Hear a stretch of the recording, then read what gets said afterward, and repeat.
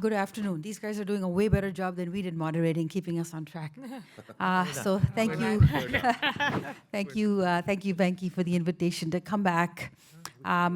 We just came from Colorado. Believe it or not, my kid made me learn how to ski, and which is amazing. So coming back to Phoenix now is even better in the warm. So Venki calls it the stupid femoral artery. He also calls it the stupid effing artery. I was his fellow, I remember. And it's because of the pressure and the torque and the forces that are on the superficial femoral artery that I think it makes it very, very challenging.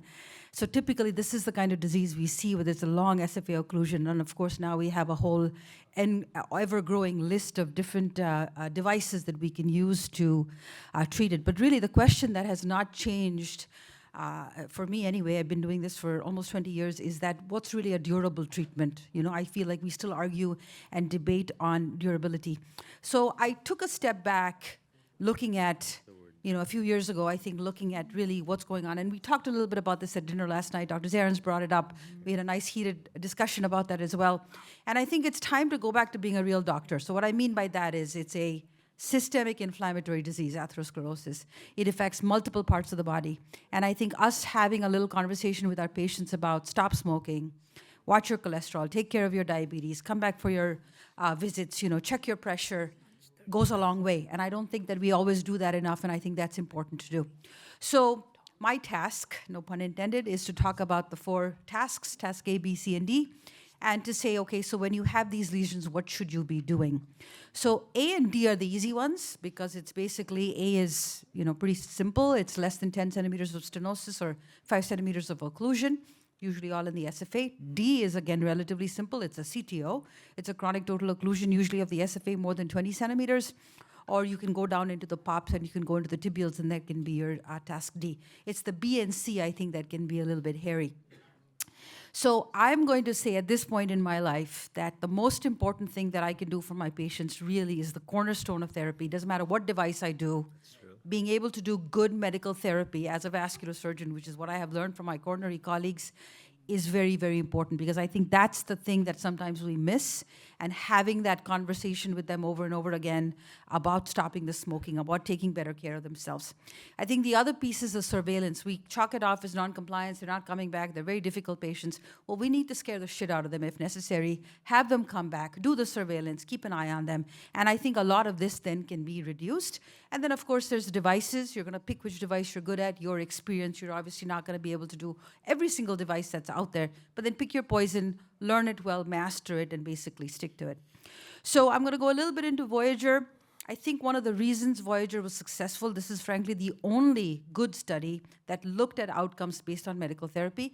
All of these patients were very well medically optimized. And then, of course, they add in the Xarelto, which, of course, no longer exists now because the company decided that it's going to go generic, and Xarelto is available, but as you know, there's no reps, and you can't get the service that you used to get before.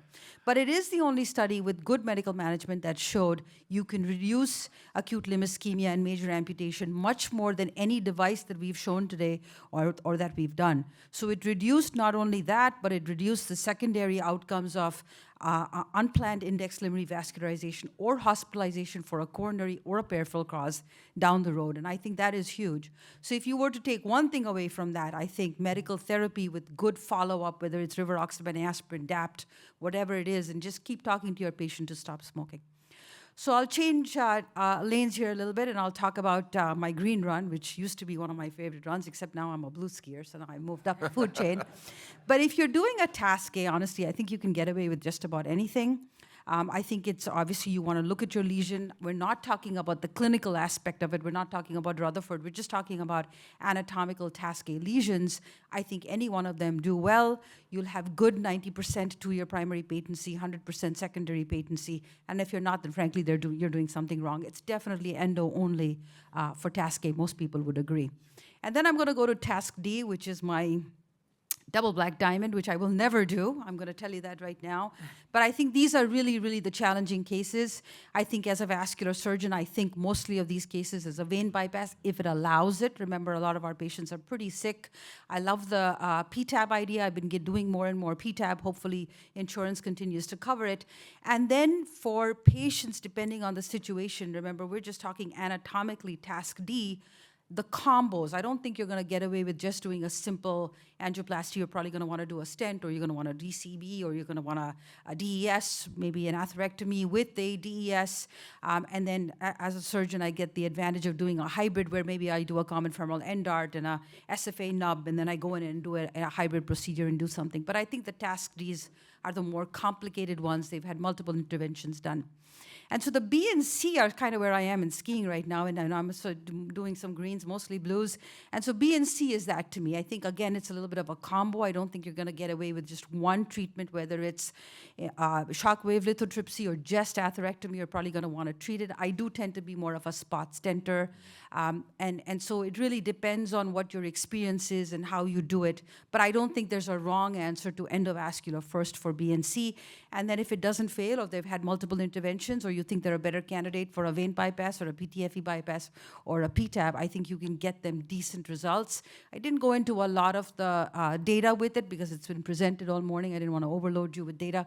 But the primary patency in a task B or C, it really isn't the best, depending on the clinical condition, depending on the Rutherford, depending on CLTI, or just claudication. It's anywhere between 50 and 80%. So I think, to wrap it up, the best options, honestly, as going back to being a real doctor, talk to your patients, talk to them about medical therapy. You know, the diet, cholesterol, if they don't like statin, look at the other alternatives, managing their hypertension. Anticoagulation, I think, is a big one with best medical therapy, whether it's DAPT. I'm not big of a Plavix user anymore, given the rivaroxaban and aspirin results that we've seen. And then really the surveillance. If there's one thing I think that I'm learning is really trying to keep them back on track, using AI, using your electronic medical record to get your patients back in for that surveillance, keep the non-invasive arterial studies. You know, the case that was just presented with the above knee amputation, that patient, if it was really surveyed, shouldn't have come to the point where now he's got one vessel runoff on that opposite side 3 years after. Like, that doesn't make sense. It's an easier fix, I think, for us to just take ownership of those patients and keep an eye on them. So thank you very much for the minute to stay.